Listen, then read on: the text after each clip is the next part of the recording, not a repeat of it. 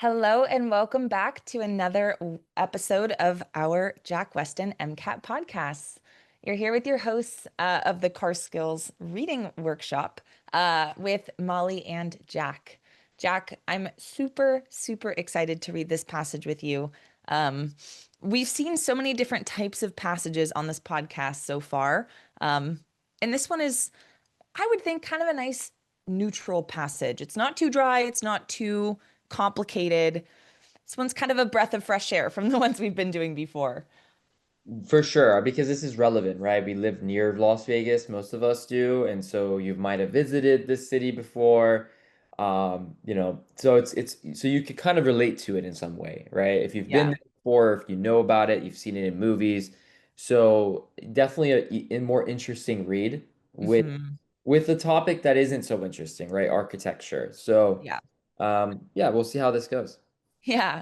I feel like, the fact that we talk about visualization all the time in our courses and in our free sessions, to me, I feel like the ones that are about something physical, like architecture, are just easier to picture.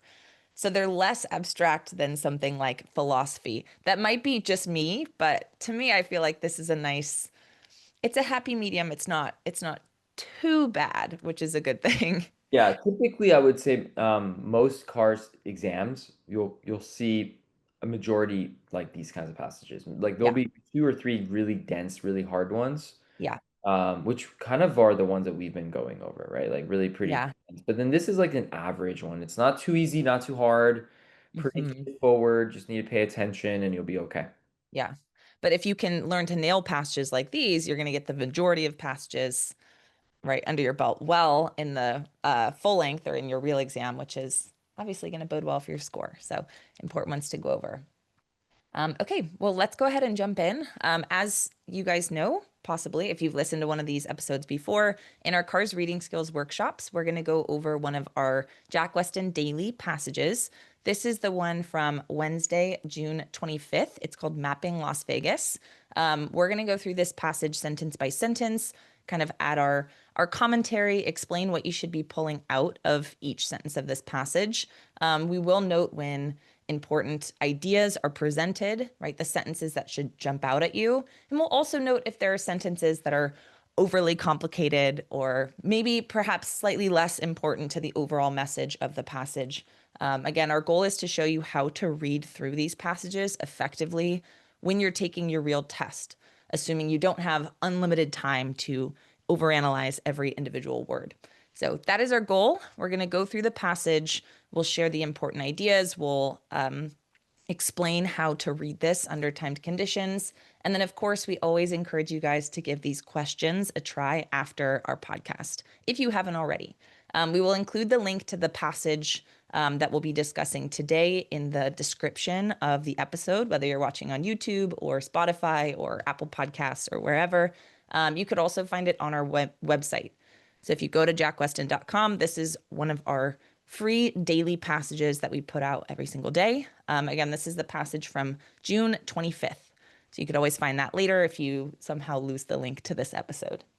So let's go ahead and hop in. We're going to start with paragraph one, sentence one, as always. Um, let's take a look.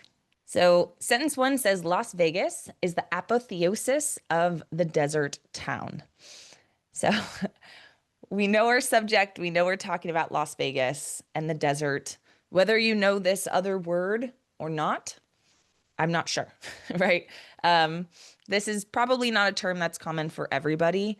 If you're worried about it, I wouldn't I wouldn't stress. It's a very short sentence, and if you're only looking at sentence one and you don't know the critical word in it, it's going to create a lot of anxiety. Right. It's just a small sentence in the overall paragraph. So, Las Vegas, we're talking about the desert.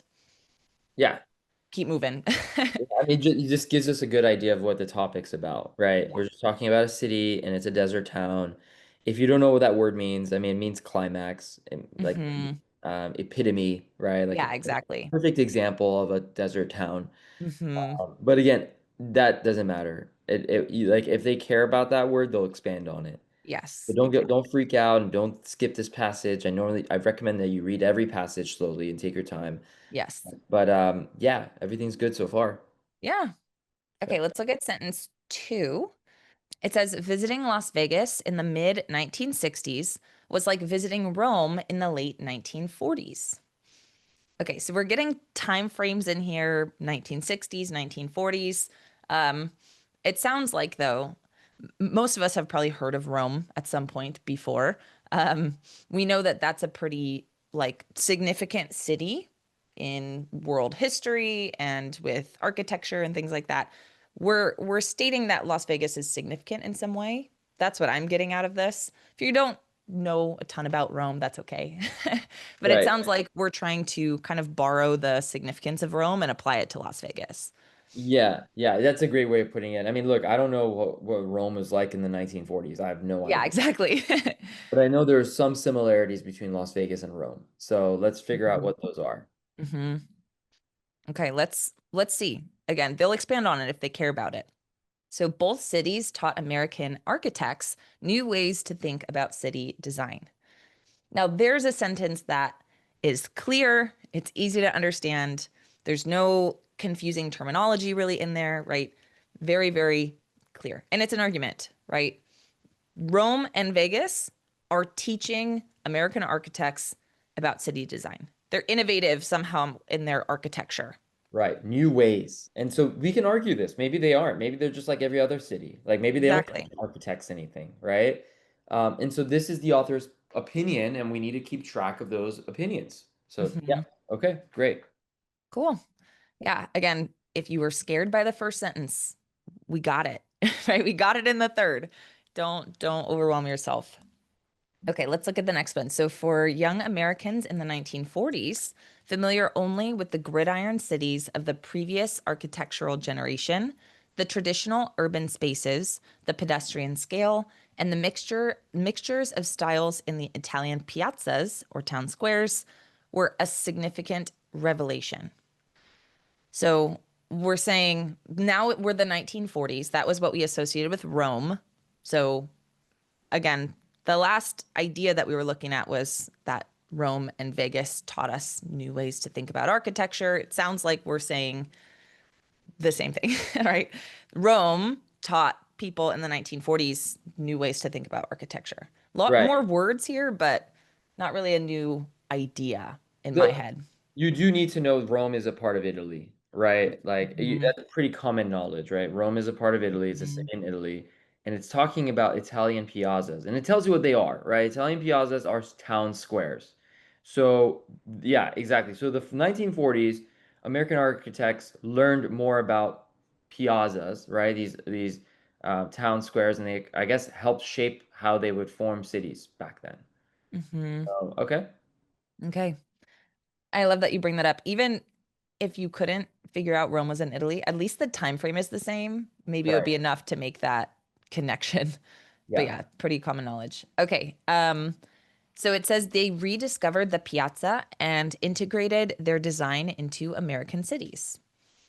Okay, cool. So again, the sentence before we were saying that the young Americans were sort of inspired by Italian piazzas, and now we're saying they took it into their cities. Right. So That was in 1940, right? So we're kind mhm, of going, it's kind of like going back in time, right? yeah. And so we know how American architects had new ways to think about city design through Rome, right? Through the 1940s. Okay, but we haven't talked about what's significant about Las Vegas in the 60s, because that seems Yeah. to also be profound. Okay, Yes. Yeah. Maybe we're building to that. right. So two decades later, architects are perhaps ready for similar lessons about large open spaces within cities and thinking in terms of large-scale cityscapes. Okay, so we're 2 decades after the 1940s, we're in the 1960s. Like you said, we've spent all this time in Rome so far. Our first two sentences really are about Las Vegas. Maybe that's where we're building, right? So Yeah, large open spaces, large scale cityscapes. That's where we're moving. I yeah. assume So this is Vegas. yeah, well, 2 decades later, so that makes sense. From 1940s plus 2 decades is 1960. So this is Exactly. probably Vegas, and we Hmm. should probably know Vegas has large open spaces, right? That help our American architects think of new ways to, do city design. Hmm. All right, sounds good. Okay, our next sentence says those ideas built Las Vegas's strip. So there you go. We could assume with the timeline that we were talking about Vegas, but now they've said it very clearly. Yes, Vegas is the one with the large spaces and the large scale cityscape. Cool. Thank you for clarifying that, author. We have one last sentence. It says Las Vegas is to the strip what Rome is to the piazza. So pretty clear comparison. They are restating it from what came before. They said Vegas is similar to Rome. Now we get Vegas is to the strip what Rome is to the piazza, right? Both of these are similar in that they've taught us about architecture, basically. And if you didn't understand that sentence that talks about the 1940s, you would have been okay because you at least know what makes Vegas, interesting or important to American architects in the 60s, right? It's these Yeah. open spaces. I mean, if you picked up on that, if you just picked up that Vegas inspired, taught American architects new ways of thinking because it was all about large open spaces, specifically the Strip, right? Las Vegas Strip. There's a road where all these casinos are at, right? Then you're okay. Then you're totally fine. You're gonna understand the rest of this passage. Most Yeah. of us think they need to understand every single sentence, every yes, you should try, right? But at the end of the day, if you got that big picture that, oh, okay, there's some similarities between Rome and Vegas, not in terms of architecture, they're separate, they're different, but Mm, that significant. they both helped inspire these American architects, and that specifically Vegas has open spaces, you are set. You're ready to go into the next paragraph. Yes, absolutely. And that's so comforting to most of us Right. that don't understand everything naturally. Okay, let's take a look at our next paragraph. It says there are other parallels between Rome and Las Vegas. There are expansive settings in the Campania and in the Mojave Desert, for instance, that tend to focus and clarify their images. Okay, so more parallels. We're talking expansive settings that focus and clarify their images. Maybe that part's a little harder to understand.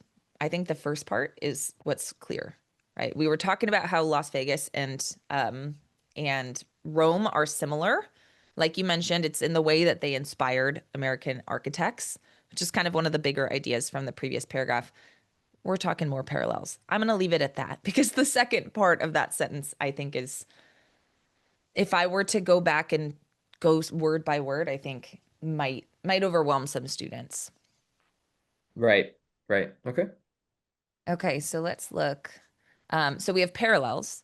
On the other hand, there are differences. So Las Vegas was built in a day, or rather, the strip was developed in a virgin desert in a short time.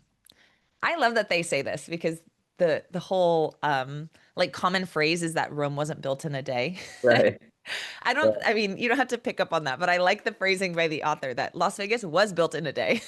Right. Right. I thought So that was fun. so what's the idea there? That it was built on a day. What is that assuming? That means Rome was not easy to build, right? Yeah. So one is easier to build than the other, right? Mhm. So it took less time. Okay. Yeah, it was faster. Um, okay, it was not superimposed on an older pattern, as were the Rome of the Counter-Reformation and the commercial strips of eastern cities, and it is therefore easier to study. Okay, there that helps us too, right? So we said Las Vegas was built faster, and it also was built in an already basically open, clear space instead of having to build over stuff that was already there. We do get it that it's easier to study. So it was somehow, faster to build because, they started from a blank slate and we can study it easier, is what I'm getting from that. Sort of referencing how it's an open space, right? But not Exactly. Yeah. that's a really good catch. I don't think like most students will catch that, and how this theme of an open space is kind of moving into this next paragraph. All you Hmm. need to know is there are differences between Vegas and Rome. One Yeah. and one is faster to, faster, I guess easier to study and build. Uh, Hmm. okay. Yeah. Okay, let's look at our next. So each city is an archetype, the exaggerated example from which to derive lessons for the typical. So I like that they've given you archetype which I feel like maybe most of us would know, maybe not all of us, but they've explained it for you. So it's an exaggerated example that you learn from. That's stuff that we've suggested before, right? That we were learning from these cities. So I feel like Right. that one makes good sense with what came before. Right. I think having a good like argument detector in your mind is really important, right? Like Hmm. every sentence I'm reading, my mind is going beep, beep, beep, beep. But if I see like a really important, really profound opinion, it goes beep, beep, beep, beep, beep, beep. Like Yep. I detect it, right? Uh-huh. It doesn't sound like something I'm detecting. It's not, it's like, okay, great. I need to understand it. I'm not ignoring it, but I'm not making a big deal out of this, Yeah. right? Okay. Yes. I love that. Now I'm thinking about going to the beach and using a metal detector. I Right. hope somewhere someone decides to use that in their head when they read, make the Right. little beeps. Yeah. Literally, like I'm just like it's kind of like a cop, right? You're looking out for something, right? Yeah. Yeah. So, A okay, cool. detective. Detective, yeah. Yes. Love it. Okay. Each city vividly superimposes elements of a supranational scale on the local fabric. Churches in the religious capital, casinos and their signs in the entertainment capital. Okay. Um, I feel like this sentence is less clear than the ones that came before. I mean, I get visualizing religious capital, we have churches, entertainment capital, we have casinos and signs, but I think the first piece is a little bit more complex. But like you said, I'm not going beep beep beep beep beep. This is not feeling like this is going to be critical to the understanding of the Right. passage as a whole. Yeah, and you might think, okay, what makes something beep more and louder, right? Faster and louder. It's when it's clear. It's when it's an obvious opinion, right? Mm-hmm. This isn't that obvious of an opinion. This, I mean, so far we've had maybe two really major opinions, three. One is that, the cities taught American architects new ways to think about city design. Mm-hmm. The other one was how Vegas has open spaces, right? Like I think that's Mm-hmm. huge. And then the third one is in this paragraph alone, which is Vegas was faster to build, right, than Rome. And Yeah. that's it. I mean, so far those are the only major beeps I've seen, right? And you may only see five major beeps in the entire passage. Like Mhm. maybe and you know what's interesting? The harder the passage, the less beeps you're gonna have Yeah. because the arguments are going to be more dense and harder to read. So they're on relative to other passages, they're just more difficult, so they give you less Yeah. argument. But Yeah. for easier passage, they're going to give you more arguments, right? This is sort of in the Mhm. middle. Not too hard, not too easy. Yeah. Absolutely. Okay, cool. So let's take a look at our third paragraph now. And again, we're looking for those clearer, beepy sentences. Right. It says, these cause violent juxtapositions of use and scale in both cities. That sentence is nice and short and sweet, but I don't know that it's the most clear for most of us. Violent juxtapositions. You have my attention, but I'm going to keep reading to see what exactly you want me to know about this. Yeah, and I don't know, like I know what juxtaposition kind of means, like they're next to each other. Hmm. So maybe it allows you to see the differences between the two. Differences. But again, yeah, not so easy to read and understand. But yeah, Yeah, nothing. I understand all the pieces of that sentence, but I don't know how to visualize violent juxtapositions of use and scale.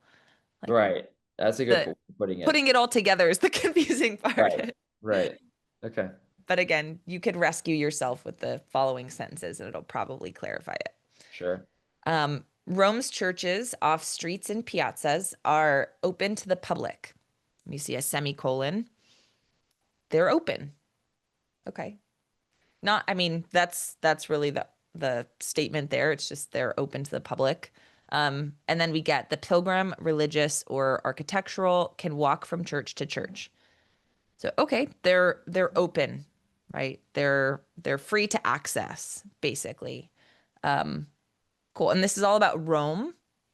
We'll see if we talk about Vegas as well. They said both cities in the sentence before, so I'm guessing this is probably going to apply to Vegas too, but we haven't applied it yet. Sure.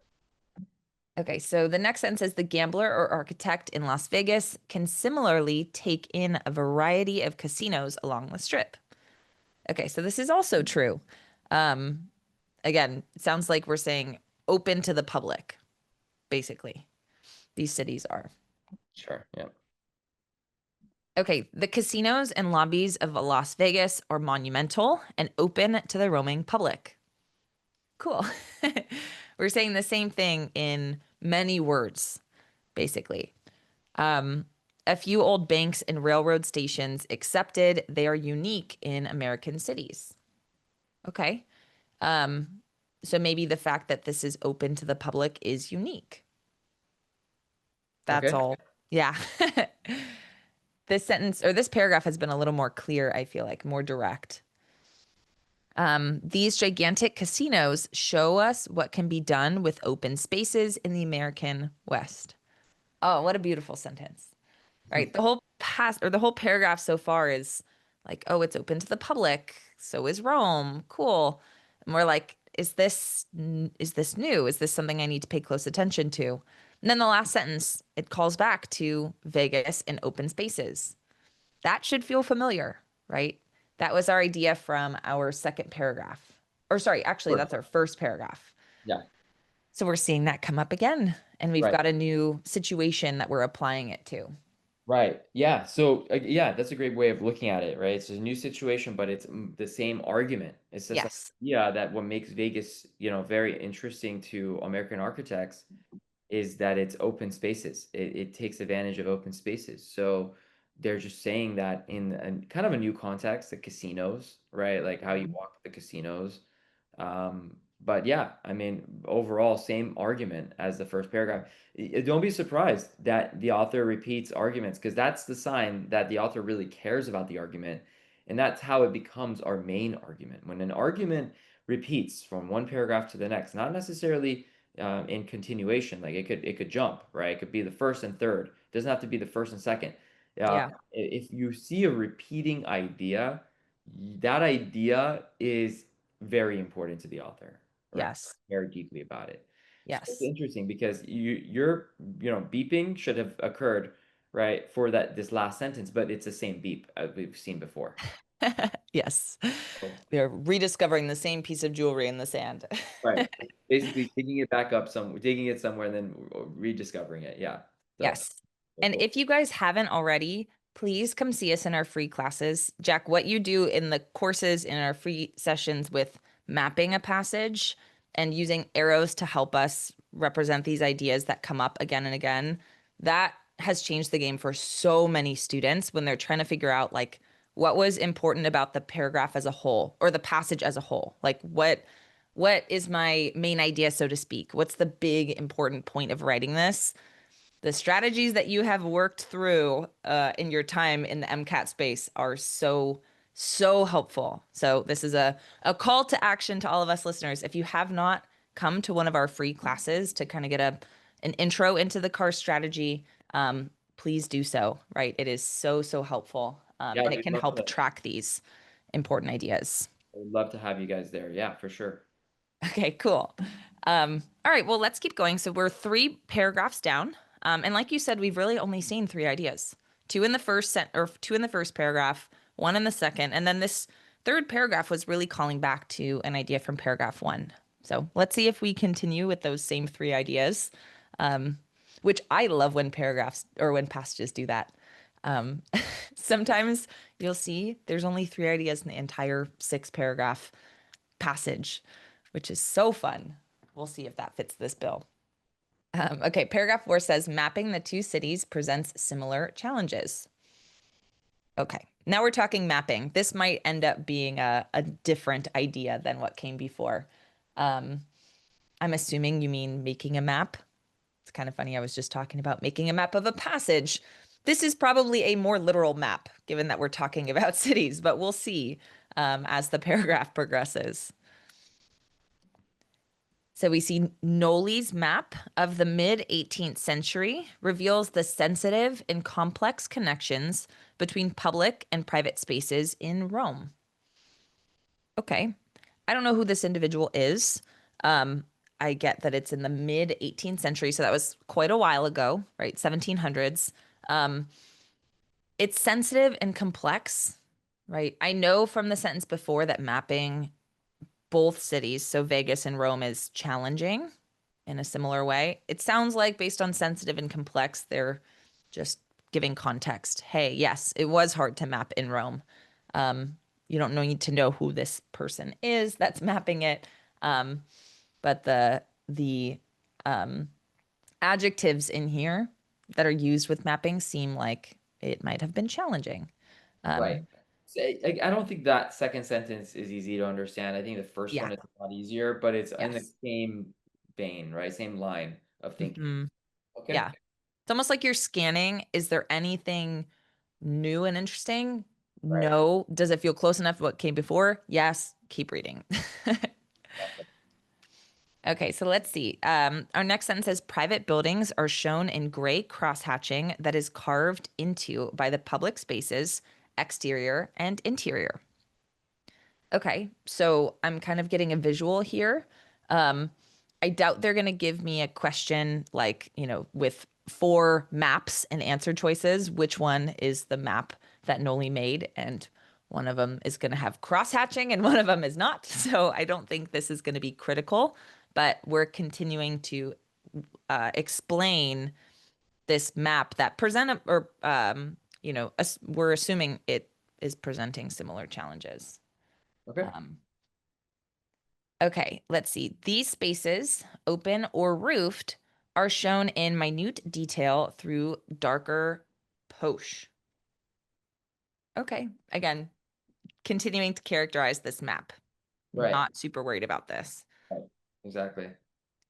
Okay, interiors of churches read like piazzas and courtyards of palaces, yet a variety of qualities and scales is articulated. All right. At this point, Jack, should students be worried because we've been characterizing these maps for a long time, or are we good to keep going and wait for something that's clear?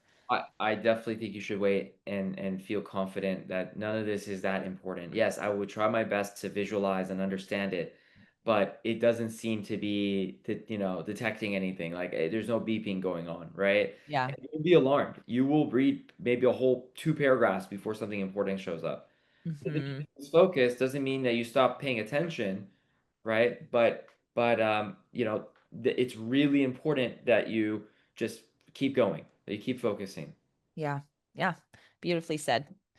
Okay, let's look at our next sentence. It says a map of the Las Vegas Strip, so switching back to Vegas, can reveal and clarify what is public and what is private. But here the scale is enlarged by the inclusion of the parking lot, and the solid to void ratio is reversed by the open spaces of the desert. Okay, so the first part maybe made a little bit of sense, but it sounds like to me, the impression I'm getting is we're now describing maps in Vegas. And this is presumably, from the context, also challenging, but maybe challenging in a different way, right? Same challenge, but opposite side. We had more space in Vegas than we had in Rome. Again, mapping is difficult. That's all as far as an idea that I've really seen. Right, and that's not even that clear, right? Yeah, Just exactly. gives you Yeah. that. It's hard. Okay. Okay, the last sentence says mapping from an aerial photograph provides an intriguing crosscut of strip systems. That one doesn't really help us that much either. Right. Nothing here that's important other than okay, mapping the cities is challenging, for both of them, Mhm. right? Yeah. Nothing like I would read all of this and pay attention to it and understand why it's hard, right? How Mhm. how it's hard. But yeah, nothing so crazy here. Yeah. Okay, so we'll keep track of that idea from paragraph number 4. Um, and I guess we'll move on to our last paragraph. We'll see what we talk about. So, distribution maps show patterns of, for example, churches and food stores that Las Vegas shares with other cities, and those such as wedding chapels and auto rental stations that are strip owned or strip oriented and unique.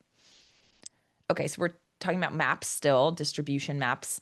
And it sounds to me like we're just saying what's on the map. So, okay, cool. We kind of get a sense of what is going on in Vegas, but that wasn't really part of the argument. Like what happens in Vegas, that stays in Vegas.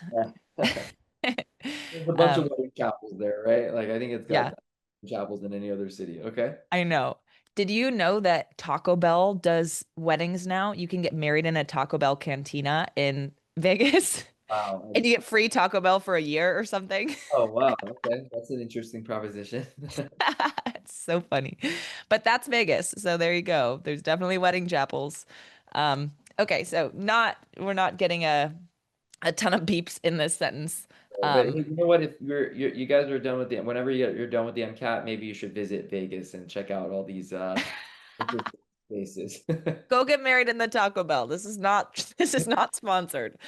Right. Um, it's so funny. Okay, yeah, go to Vegas and celebrate when you're done with the MCAT.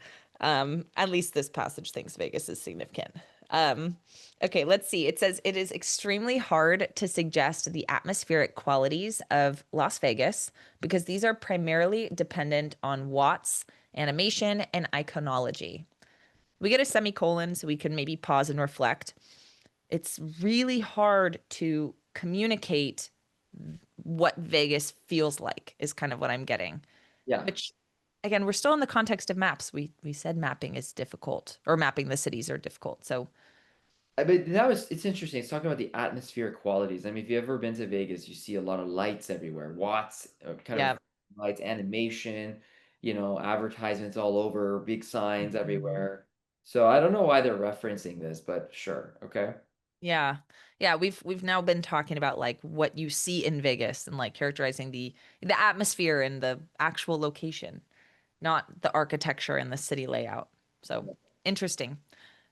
We then see, however, message maps, and that's in quotes, tourist maps and brochures suggest some of it. Okay, so we're coming back to maps, message maps, tourist maps. They do their best, is kind of what I'm getting. Um, my question is, are we going to stay with maps or are we now going to switch into Vegas atmosphere? Um, we only have one sentence left. So let's see. The sentence says the maps need supplementing in short in order to show the lessons that Las Vegas can teach us about using monumental design to cover enormous spaces. Okay. So we're not going to go onto into a rant about what you can do in Las Vegas or about the light use or, what kind of advertisement so you'll see. We're stuck on maps. Is this something that we should track as new? What do you What's think in the last sentence? I think this last paragraph is an extension of the previous paragraph, which is Yeah. mapping is challenging. But it's interesting how the author tries to tie this to open spaces, Yes. basically suggesting that, oh, look, mapping is hard because we have a lot of open spaces, right? Yeah. We need to factor that in.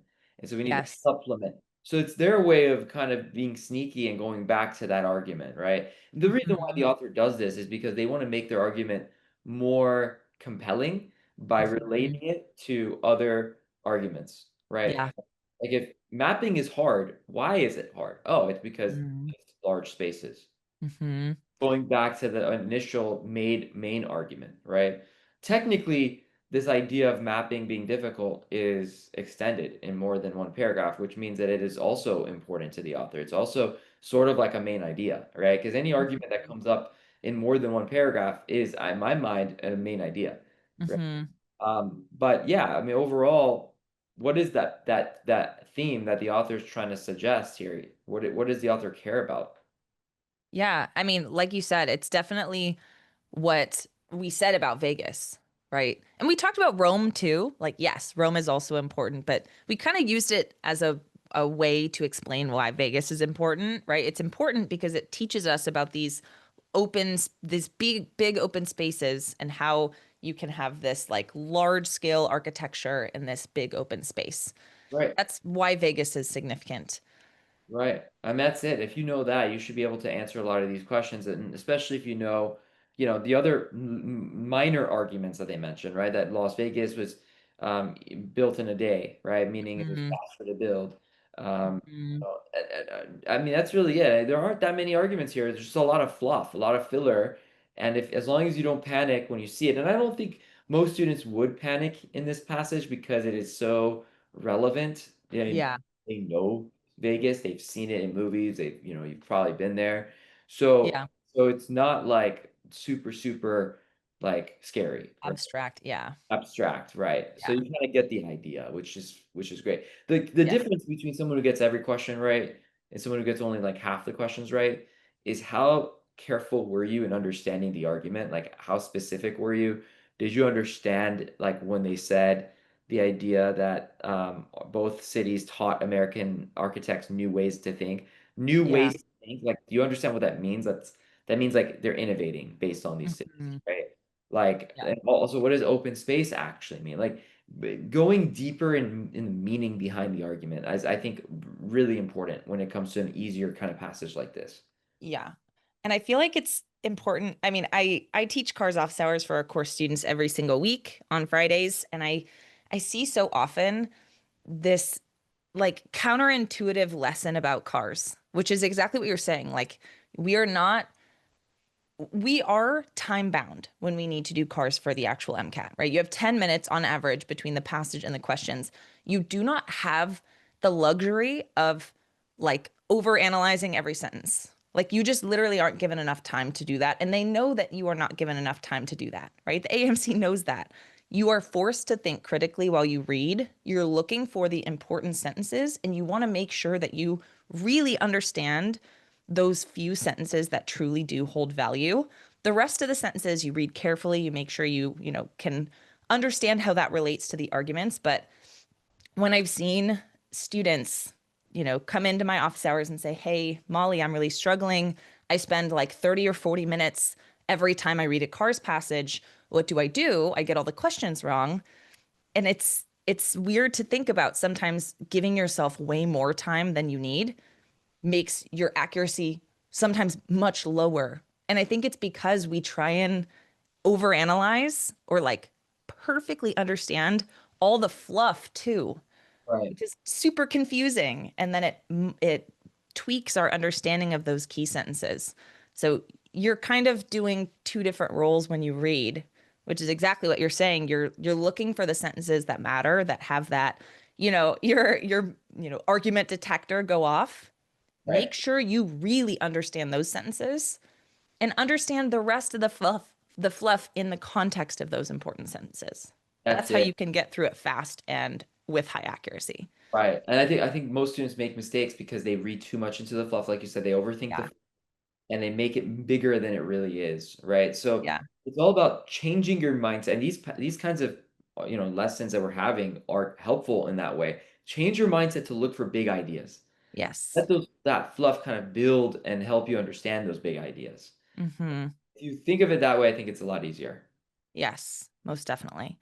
And that's what the mindset is here with the strategies that we have. And that's why I think they're so helpful. So again, if you haven't yet, come see us in one of our free sessions. It's really fun because you can actually send messages in the chat and communicate with us. We love hearing your guys' comments on YouTube and on Spotify. Definitely leave us a comment if you have thoughts, feelings, questions. But also, right, come chat with us, right?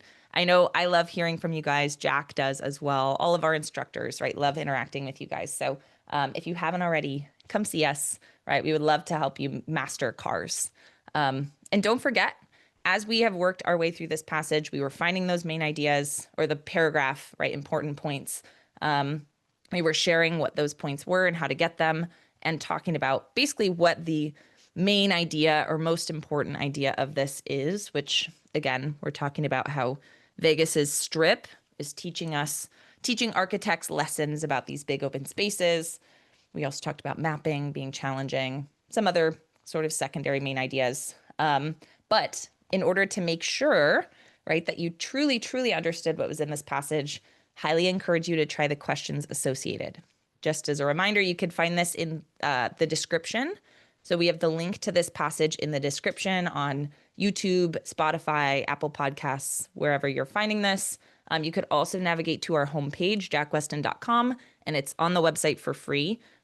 This passage is from June 25th, so you can find it there as well. Thank you guys so much for listening. This is a super fun one to record. We hope you liked it, and we hope you come back and see us in the next one. We will be mastering a different passage in our next episode. So we hope you join us for that one. In the meantime, happy studying, and we'll catch you later.